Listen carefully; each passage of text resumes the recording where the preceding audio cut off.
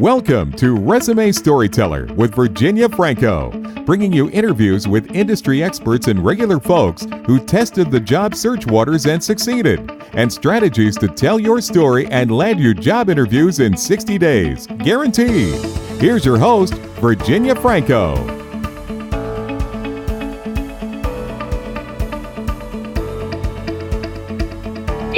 I am so excited to introduce today Chris Millen. He is an accounting and finance recruiter. Chris is the managing director of National Accounting Search, a recruitment firm dedicated to finding accounting and finance professionals for permanent roles.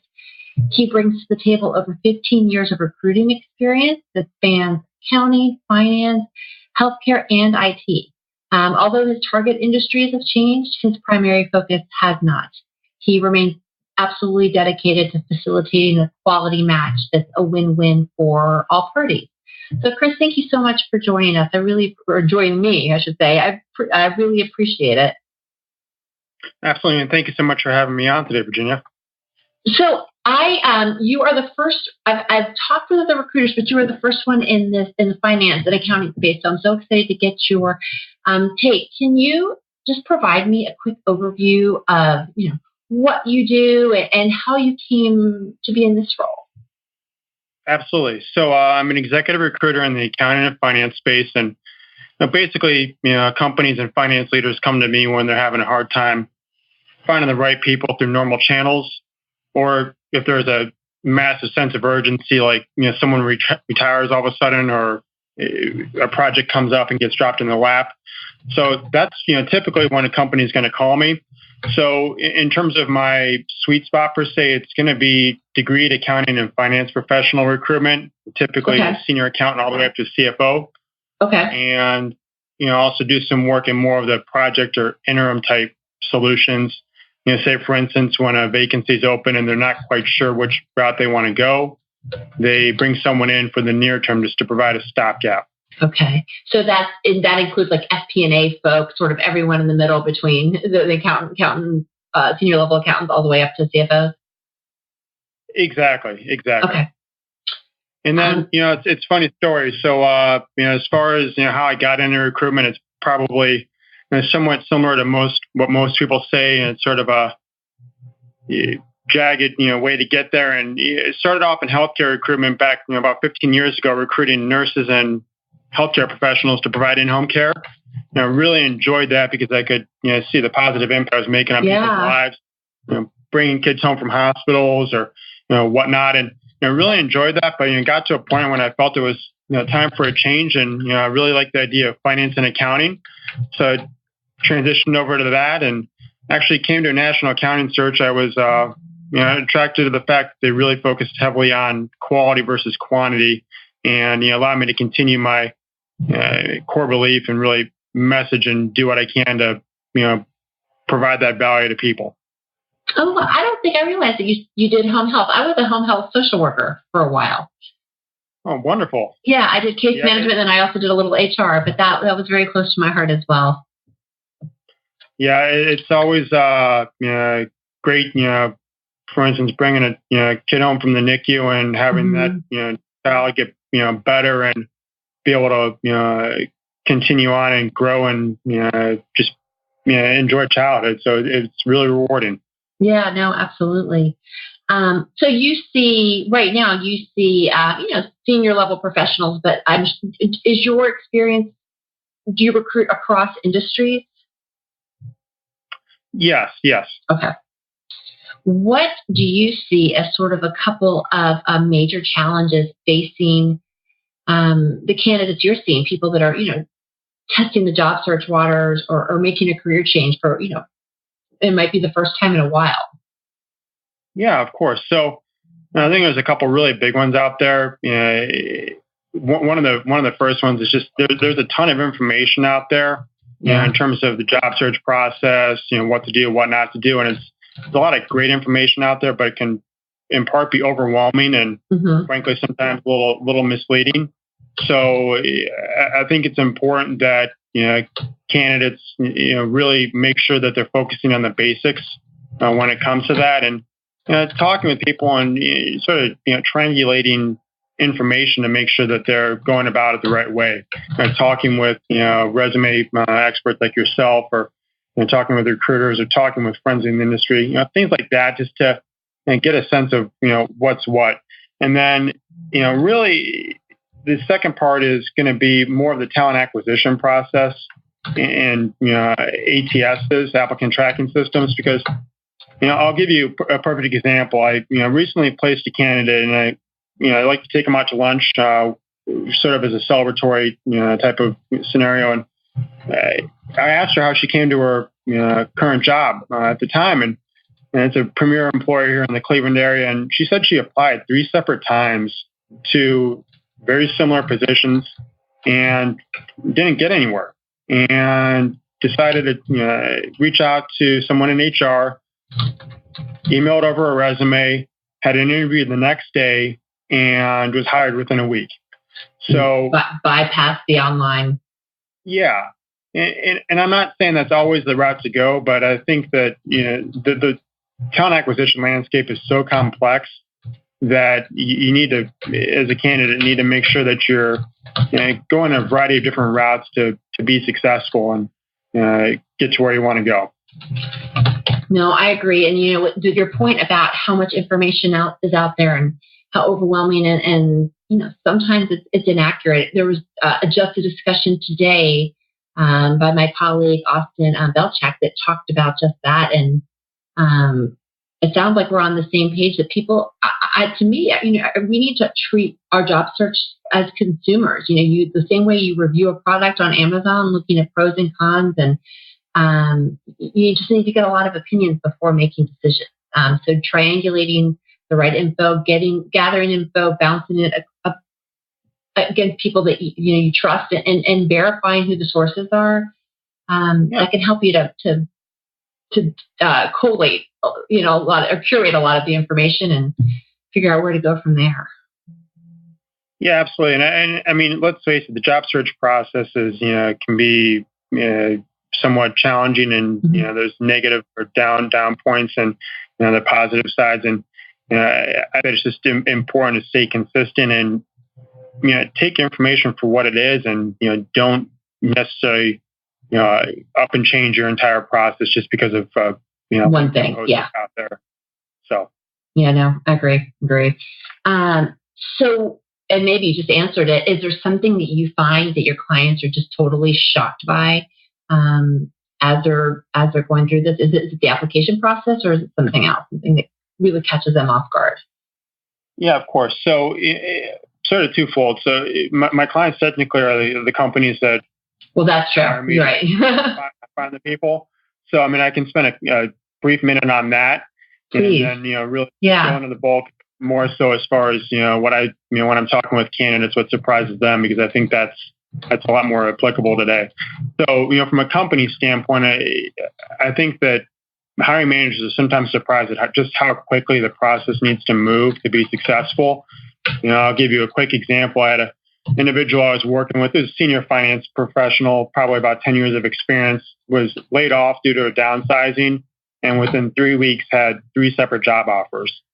And it was so very quick that, 5 years ago, you wouldn't have seen that happen. Right. And one of the companies just waited too long, and their process dragged out, and they lost. So that's one key point.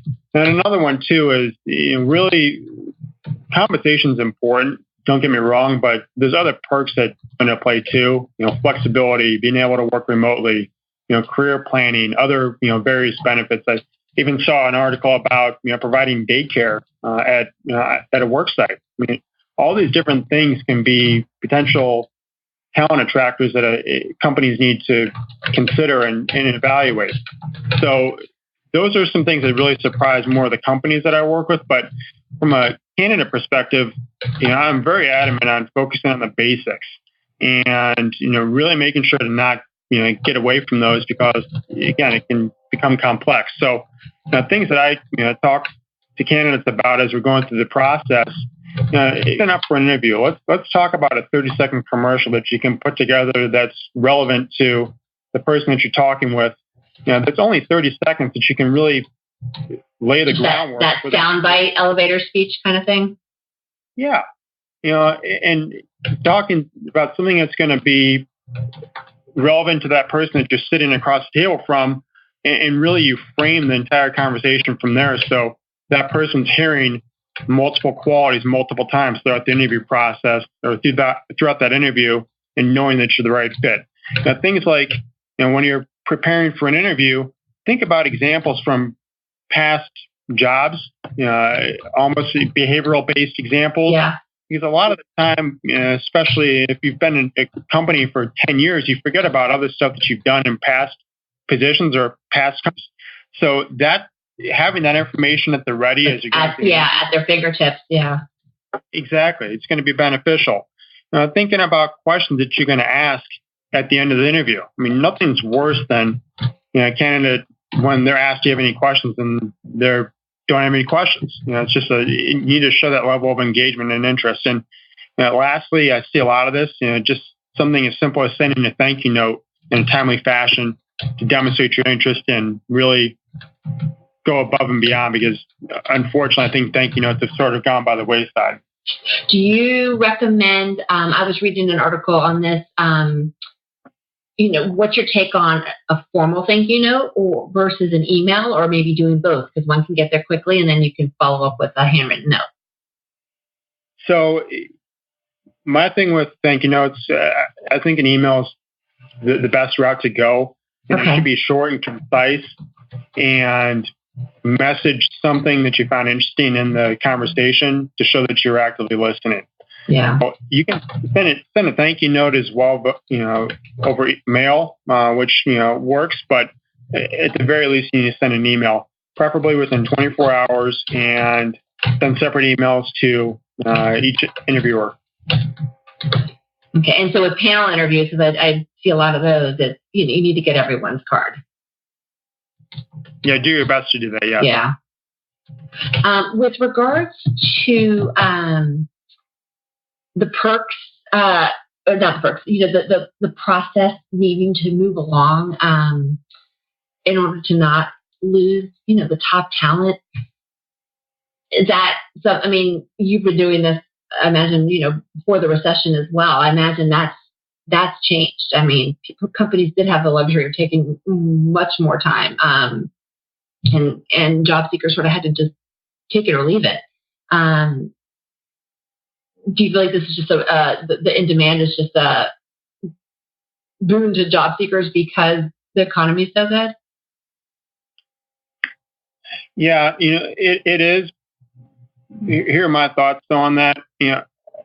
I think that it's important that a company, no matter what the market's like, is that company has the same consistent process. Just because a company is in the driver's seat during a recession or a candidate's in the driver's seat during a boom, I don't think that those things should really change. I agree. He said, I mean,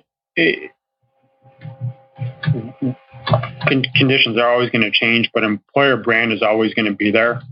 So, just companies need to be conscious of that. And on the flip side of that, candidates need to be conscious of it. I mean, how many articles do you see on LinkedIn about candidates ghosting people? Oh yeah, you see it both ways. Yeah, absolutely. And it's, I mean, that stuff sticks, and people know people. Now, Cleveland's a relatively large city, but everyone knows everyone, especially in finance function or accounting function or IT function. And word gets around, so you need to manage. Be polite, mind your manners, send a thank you note, ask some good questions. You're right; those are the basics. Yeah, exactly. Okay.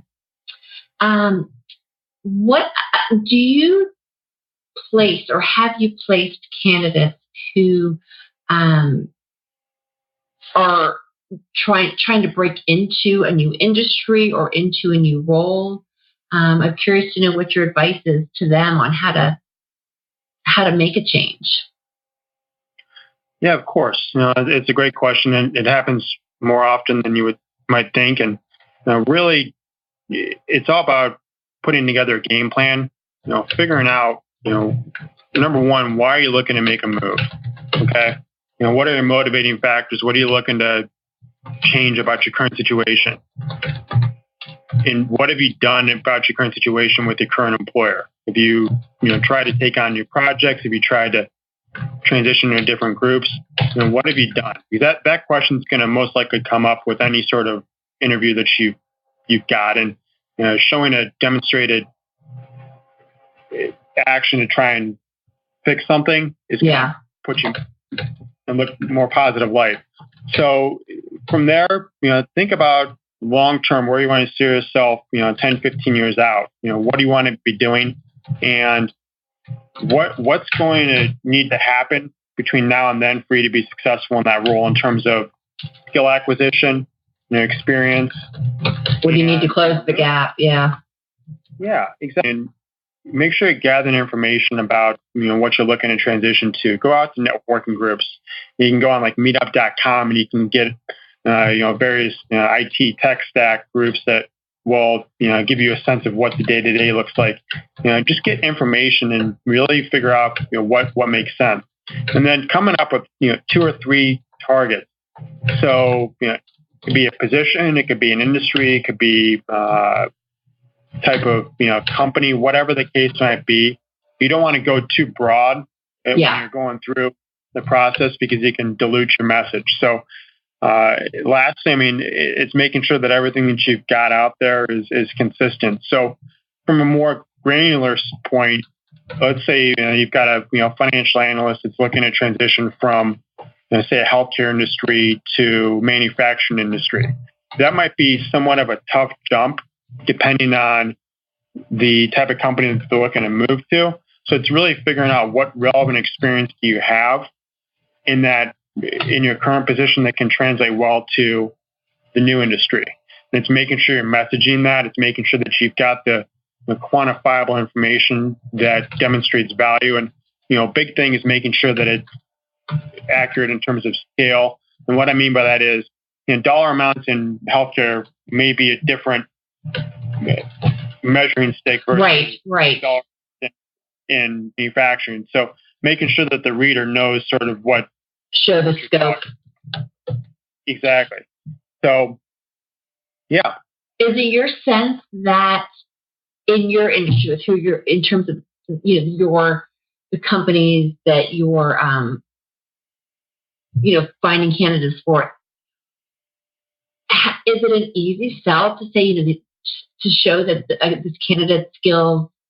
Is it easy to sell that they can make an industry jump? Is that a harder sell or an easier sell than sort of showing how their skills are transferable to a new role? Or I guess does it just really depend on the role? It depends on the company and the organization. There's some hiring is in large part, the hiring process is a risk mitigation function. And what I mean by that is, making sure that I make the best hire. And if there's not, hiring managers are trying to check as many boxes as possible to try and make sure that person is going to be able to do the role successfully. Yeah. And industry experience is usually a pretty big one. So I'll give you another example. I was working on a search for a higher level position, and just wasn't finding what I was looking for out of that company's specific industry. So I started thinking, okay, well, what can we do where there's going to be a high transaction environment, lots of different moving parts, and what industries represent? You found some like industries. Exactly, and transition that, and that helped the company, and it helped the candidate as well. Make that transition. That's really good advice. And whatever the candidate can do to identify as part of their target industries that are similar, that is probably an easier way to pivot than to try to make a massive jump to what is seemingly a completely unrelated industry. Exactly. And I've even had recommendations with making almost like a bridge industry. Mm-hmm. So if someone's going from finance to manufacturing, that might not be the best long-term, or that might not be the easiest path. But if someone might be open to considering something that's got somewhat of a flavor of manufacturing, that gives you more of that skill set potentially, transitioning into that industry and going that way. So it's just there's a lot of different various factors. There's no one clear answer on that. No, you're right. And I'm thinking, because I've helped to write documents for people that were transitioning in or out between healthcare and financial services. They're both super regulated industries. So that commonality makes them, I would consider those bridge industries. Yeah, absolutely. Okay. That's a great. But you do have to overcome the concern that you don't understand the ins and outs of my industry. So I do feel like it's up to the candidates to show the likenesses. Yep. So, and I don't know how much you are dealing with this as in your role, but do you have any advice for someone who has been banging down doors and it is just, things are not going well? Very different from the person who is just starting out their job search. Yeah, no, definitely. And I think that number one is just to continue to stay positive. Write down things that are going well, and not necessarily focusing on the end outcome, but it's going to be having a good interview or having a good coffee meeting for networking, things like that. Focus like sort of celebrate the small wins. Yeah, exactly. Love the process, and sometimes it's just hard to do that when you're going through the weeds. So there's that. But ultimately, it's taking a step back and saying, okay, what's working, what's not working, and seeking info from reliable sources. Talk with HR managers that might be in your network, or talk with hiring managers that are at work. Go to networking groups. Volunteer. Just get out and have conversations with people and take that information and just make sure that you're evaluating it effectively. And then also too, one big thing when you're networking, it's all about bringing the value to the other person.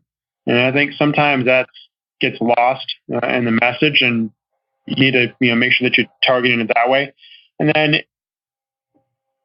even automating certain aspects of your job search. For instance, if you're looking on Indeed, you can get job alerts from Indeed, or you can get job alerts from various company websites. Things that cut down on the time spent on some of the more administrative stuff and really focus on more of the stuff that's making an impact and working for you.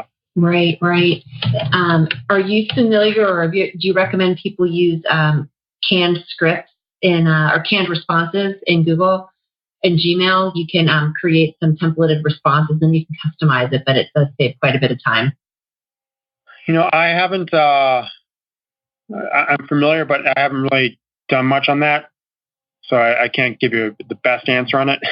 No, I just was curious if you ever heard of that, but that's there's lots of different add-ons now that you can do that way you're not having to recreate something over and over again. No, that's good advice. And I think that having a general rule of thumb template or set of templates is a good thing to have, but you also need to make sure you're customizing it to your audience and making sure that the message is right. No, I agree, because it needs to come off as authentic and personal, and if it's personalized, if it appears canned, it will be received that way. Absolutely. What advice can you share with someone? I get these people all the time who can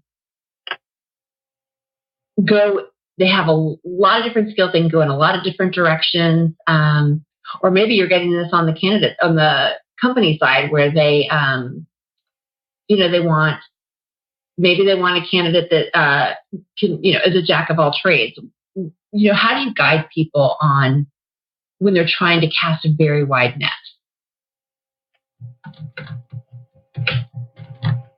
So I recommend that they look out 10 to 15 years. I think it might be catching one of a senior. Yeah. But look out 10 to 15 years and say, okay, what do I want to, where do I want to be, what do I want to be doing, and make sure that whatever directions you're going are going to give you the right set of skills and experience to be successful in that future endeavor. So, for instance, in finance, there's a lot of activity right now in the private equity area. Right. And private equity typically will not look at CFOs that don't have private equity experience. So if you want to get into private equity as a CFO, I'd suggest trying to get into a portfolio company as far as your next step, gain that experience and continue to progress in that. Or another example is just really getting the experience that's just going to make you successful. If it's being a hiring manager or getting experience working in a hiring management process, or I should say hiring process, to gain that experience. It's just, again, working out where you want to be 15 years from now and then working backwards. And then, go ahead. Nope, you. And then once you have that, just really putting down 2 or 3 targets and focus on those. What about those people that they have a limit? They've got to land a job right away. The people that I tend to come across that they just want to land somewhere. So they say, okay, well, I can do FP&A work, or I can also do accounting work. I can also do this. They just want to go with wherever is going to get them there fastest. And so their inclination is, let me just show someone that I can do all these things, and then someone will be easy to place. What's your take on that? Focus is important when it comes to job search, and being a jack of all trades, master of none, I think is how the saying goes. And you have to be conscious when you're out there messaging, what you want to do. The hiring managers want to make sure that you're going to be a good fit, short term and long term as well. And if someone's saying, I'm open to doing this, and then that may not necessarily send the right message and might have that hiring manager think you're open to, you're not a long-term fit. Yeah. So it's how you make sure you message that. And then, I can tell you, sometimes I'm talking with candidates and I ask, where do you want to be 5, 10, 15 years out? And it's, I don't know. And that's fine, but you need to at least have, some idea of direction, and that just as you go through your career, but you need at least to set out with some level of focus for your next 5, 10, 15 years out. Okay. And I guess if you're in 15 years, you really want to do something completely different, you probably should not be upfront about that with your hiring manager. I would imagine you'd want to show something that shows a career trajectory that aligns with what they're looking for now. Yeah, I mean that's out there. I think that's important. But in the same breath too, if if a hiring manager is talking with a candidate and they want to continue to progress in the current company and reach X title, I think that's important to message longer term, because a lot of the companies that I look for work with want people to have aspirations to grow and progress within the company. Yeah. They don't want those individuals that are going to be happy in the role for 15 years. Now, conversely, there might be others, other companies that want those role players, and that's perfectly fine. It's just making sure that candidate that they're interviewing is comfortable being in that role longer term. Okay. All right. No, fair enough. Know your audience. Absolutely. All right. So this question, I talk about it a lot. I get a lot of questions about it. A lot of my clients are concerned about it. When you're dealing with senior level folks, the concern of age discrimination often comes up. I'm curious to know how those discussions go on your end, on the candidate side as well as on your client side. Yeah. So, I mean, unfortunately, it's out there. Discrimination in general. And my whole thought on it is diversity is extremely important, and having a diverse workforce and having a group of people with diverse thoughts, per se, and bringing different perspectives is really a true competitive advantage to that company. And companies that aren't really embracing that are going to have a challenge as we go forward in the economy. And that's just the reality of it. So, when it comes to, candidate perspectives and dealing with that, I always ask the candidates paint themselves in the best light possible. when it comes to resumes, when it comes to conversations, talking about relevant experience that's in your background that's going to have you appear as attractive as possible and be able to be as successful as possible in those roles. And interviewing is not a confession, right? But you also need to make sure that you're sharing information that's going to, again, put you in the best light possible. So that's really the message that I get across. Don't hide anything. Just make sure that you're putting yourself in the best light possible. Do you get the sense that certain industries, just with regards to the age issue, do you feel like certain industries discrimination is less of a concern, or does it really just depend company to company? I would just say it's dependent company to company. Mm-hmm. And there's unfortunately real no rhyme or reason that I see. Okay. In my work. That's fair. All right. So one of my favorite questions, someone comes up to you, have 30 seconds to answer them. What are one or two tools that a job seeker, career changer cannot be without during their journey? What do they need in their toolkit? So I'm going to say access to networking groups and access to people that are good sounding boards for them. Yeah. Support system. Going through thick and thin and just being there to help. Having someone there to talk with. And again, going back to networking groups. There's a lot of jobs that are out there that aren't even advertised. So it's being out with people in the industry that you want to be in and just continuing to network and brand yourself there. So true. My husband just landed last month, and he found out about 3 roles before the jobs were even posted. And the hiring app, through discussions and networking, they called and said, "Hey, it's posted. Apply right now." Yep. And you're right. That's the way it works. Well, thank you. So my last question before we wrap up, what is next for you? What's your 15-year plan? That's a great question. It's really quite simple. It's just to continue to grow the firm and make sure that we're continuing to message the focus on quality and wanting to make sure we're helping companies and candidates alike. If someone would like to reach out to you or to your firm, what is the best way for them to do that? On my site, I'm going to include your email and your LinkedIn. Is that what you recommend, or do you have any other places where they should go to learn or get in touch with you? No, LinkedIn is great, and so is the email, or it's an old-fashioned phone call. Perfect. Well, Chris, thank you so much. I really appreciate it. Really good information. And it's so nice to hear how, your clients are not job seekers, but your advice really will benefit them.